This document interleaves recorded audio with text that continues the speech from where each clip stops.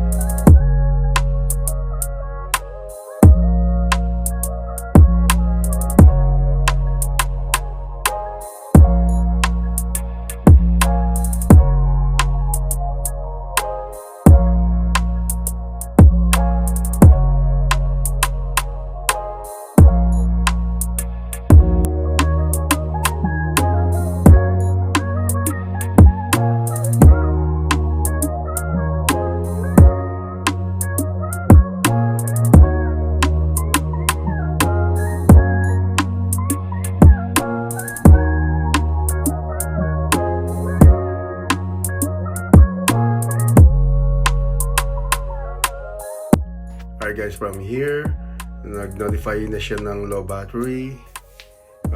Nag-beep siya, beep beep beep with a red light sa harapan niya. Pero hindi ako nagbigay ng hand gesture na maglalan sa akin, so I just let it go. Nag-hover lang siya. So gustong malaman kung ano gagawin niya pag talagang wala o halos wala na siyang battery. So nag-beep pa rin siya.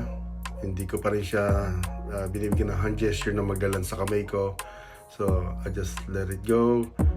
Alright, so stationary pa rin siya. Siguro kung mag-hand gesture ka, pupunta sa'yo, kung nasan ka, gusto mo ilan sa kamay mo. Pero just ignore it, kasi alam ko naman na if ever na mag-land, nasa semento naman siya, or safe naman siya, wala naman siya sa tubig or whatever na Alright, so yan, nag-land siya dahan-dahan. Right, so siguro kung nag-hand gesture ka, babalik sa kamay mo, makikita niya. So yan, so hindi siya, kung naka-follow me mode ka, kung saan nasan ka, nandun siya. Pag walang RC guys lang to, right?